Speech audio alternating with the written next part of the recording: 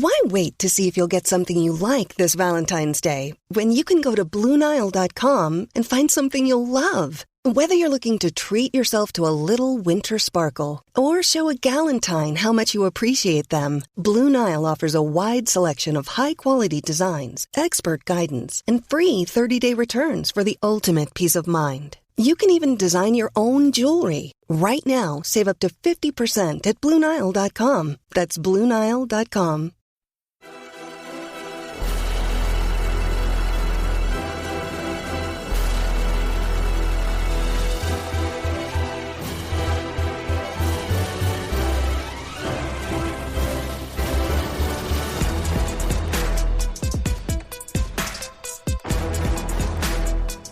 American soccer fans, welcome to episode 69 of the Stars and Stripes FC podcast. Donald Wine here, manager of Stars and Stripes FC, your source for all things U.S. national teams, the players that comprise them, and everything else surrounding the game of soccer in America. Happy New Year. We are in the first week of January, and we're going to get into our rhythm for the year. We have a few transfers to discuss. We have a men's national team training camp roster, and on the women's side, we have the details on SheBelieves Cup, which will take place next month. But I wanted to kick things off with the transfer window because for Americans, we've talked about how this transfer window could be quite busy. And it got off to a busy start right at the stroke of midnight on January 1st. We had a couple of transfers that I think were worth mentioning. The first one, again, happening on January 1st, Daryl Dike making a move to West Bromwich Albion. It is a $9.5 million deal, permanent transfer. There were talks about it being a loan that could convert into a transfer, but it is a permanent transfer. He leaves Orlando City for England. And in this deal, with the $9.5 million transfer fee, there is a nice sell-on fee for Daryl Dike should he move elsewhere for Orlando City. I think this is a pretty good move for DK. He is going to a team that is right now fourth in the table in the championship. They are fighting for automatic promotion to the Premier League, and he can help do that for them. They also have an opportunity to qualify via the promotion playoffs. And right now they're in prime position to do that. Again, they're in fourth place. They are trying to move up there. They're not far away from automatic promotion position. But Daryl Dike brings some much needed firepower to West Brom. And I think for a lot of people, this is a pretty good move for him in the sense that he has the added pressure of trying to get a team to the Premiership, but he doesn't have the pressure of being on a team that's destined for relegation. He can show off his stuff. He's going to get playing time. And I think that's the most important thing for Daryl Dike. So congrats to Daryl on the move to West Brom. I think we'll talk about the big transfer in just a minute, but I did want to note that James Sands is also on the move. He will leave the MLS Cup champion New York City FC, and he's going to Rangers FC in Scotland on loan, an 18-month loan with an option to convert it to a permanent transfer at the end of that loan. So James Sands, midfielder, defender, he gets to go to one of the top teams in Scotland. Now, we talked in the last episode about how Scotland has kind of fallen off a little bit. And James Sands is going to have to work hard to make sure that he remains in the eye of Greg Berhalter when we are talking about camps and qualifying for matches. There is a World Cup this year, obviously. So he wants to make sure he is continually in the heart and mind of Greg Berhalter when he's filling out these rosters. But moving to Rangers FC, he will get a UK work permit. He will be able to use that to possibly move to England if this goes well. And again, Rangers SC, he's in a prime opportunity to play in Europa League. He's in a prime opportunity to compete every single week for a team that is always trying to go for the title in Scotland. They don't like second place there. Second place is usually to their rival Celtic. He will be a part of that derby, which is one of the fiercest rivalries in the world. So James Sands, again, a possibly good move. I know a lot of people agree with me when I say that the Scottish Premier League is one where we hope guys don't go because it's very physical and guys play a little bit reckless. But James Sands has an opportunity to succeed there, and I hope he does that. I think everyone is talking about the biggest transfer so far of this window. And again, we're only few days into 2022, Ricardo Pepi will move to FC Augsburg. That deal was completed on January 3rd. It is a $20 million deal plus add-ons, which is the richest deal in MLS history. It also breaks the club transfer record for Augsburg by almost double. He comes in to a Bundesliga side who is trying to stay afloat in the Bundesliga. They're right now in hovering around 14th or 15th place. They're trying to move their way up to mid-table, and they think Ricardo Pepi can be the guy to help them do that on the offensive end. Ricardo Pepi, it's a really big step up for him. He's shown a lot of promise so far in his time at FC Dallas. Obviously, he broke through onto the national team this year, became one of the great stories of the national team in the second half of 2021. And Ricardo Pepi is going to get his chance to be that guy in Germany. And I think he adds to the long list of guys who are currently playing in Germany in the Bundesliga and the two Bundesliga. So congratulations to Ricardo Pepi. I think of all the moves, this could possibly be the best one. It could pay off the most for Ricardo Pepi, because if he can score goals in the Bundesliga, he will be able to write his own ticket anywhere in the world. And right now, he gets to play against some of the best competition in the world when he's at Augsburg. I know it's quick, but we're going to pause for a break because on the other side, we have a roster for a preliminary training camp. Who was on that roster? We will discuss that. Also, SheBelieves Cup is coming up next month. Where will the women's national team play? Who will they play? Those are questions we will answer on the other side, so stick around.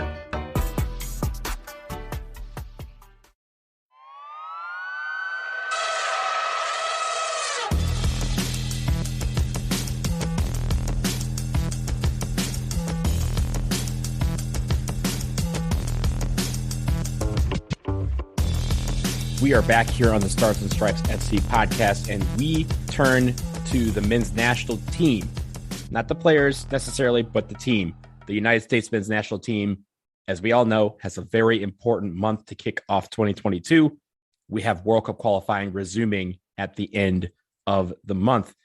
And so with MLS-based players currently in their offseason, head coach Greg Berhalter was trying to make sure that they are match ready for these games, because for them, the MLS players will not see regular season competition until the end of February. So what does he do about that? Well, normally in most years, the United States national team would have a January camp where guys would come in, train. They would have one or two matches, friendlies. They would have one or two friendlies against outside competition.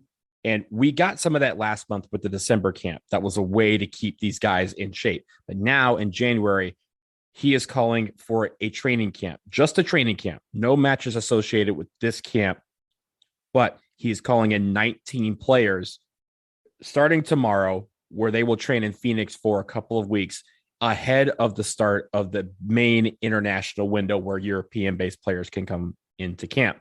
So European-based players are not included in this camp. It occurs outside the window. Obviously, they are in the middle of their seasons, barring any COVID issues. But those players from Europe that Greg Berhalter will call upon for the World Cup qualifying window will join some of these guys that are in this camp that will start tomorrow in Phoenix. So let's go through that roster and let's talk about who is going to be in camp in this preliminary camp for the United States. Goalkeepers, we have Sean Johnson, we have Gabriel Salina, and Matt Turner. We've seen those names before. Salina was in the camp in December. Obviously, Matt Turner and Sean Johnson have been in several camps for the United States men's national team and have caps in goal for the team. Defenders, George Bello, DeJuan Jones, Brooks Lennon, Aaron Long, Miles Robinson, and Walker Zimmerman. Again, few guys that are a couple. We have one new name to that list, DeJuan Jones from the New England Revolution, but all the other guys have seen camps. We welcome back Aaron Long, who has been out with a lengthy injury, and he starts to get into shape to see if he can be one of the center backs that is on the World Cup qualifying roster. At midfield, we have Kellen Acosta, Cole Bassett, Jordy Mihalovic, Sebastian Lletget, Christian Roldan, and Jackson Ewell. all guys that we've seen before, all guys that should be familiar to most national team fans. It seems like we have a couple of guys that are trying to work their way into the mix in Cole Bassett and Jordy Mihalovic. Finally, forwards. Only 4 forwards: Paul Arriola, Jesus Ferreira, Jordan Morris, and Giassi Zardes. Again, guys that we have seen in camps before.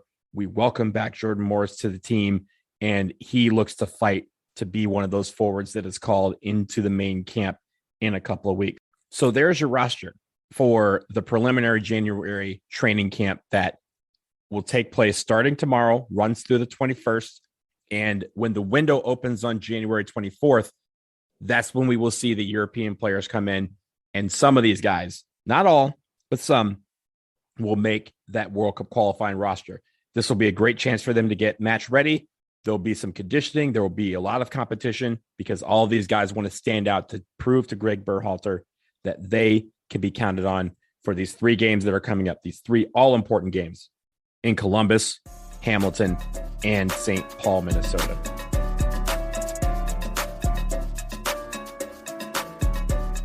Finally, we are going to end with the women's national team. They are back. We have SheBelieves Cup coming up next month, and the United States women's national team is going to have 3 new opponents in this SheBelieves Cup.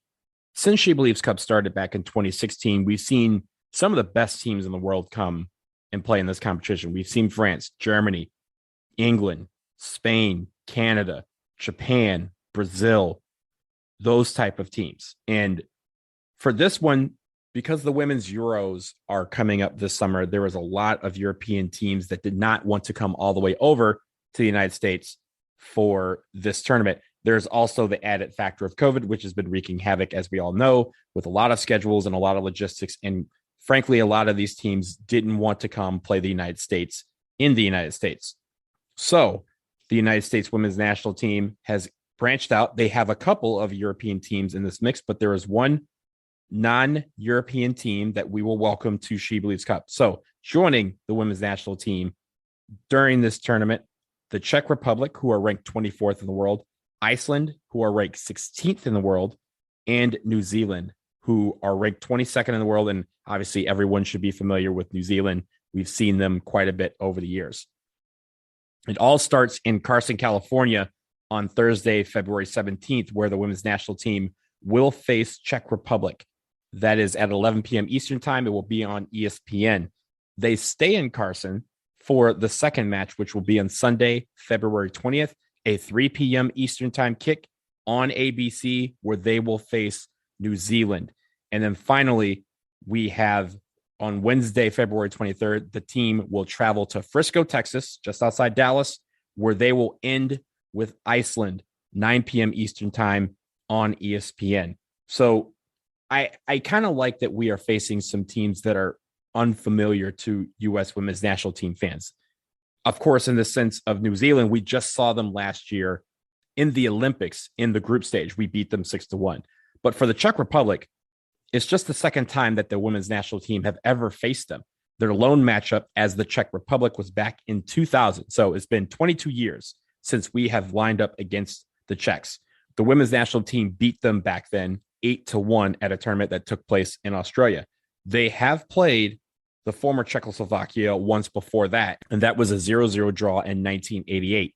Fun fact about Czechoslovakia: they are the only team that does not have an overall losing record against the women's national team.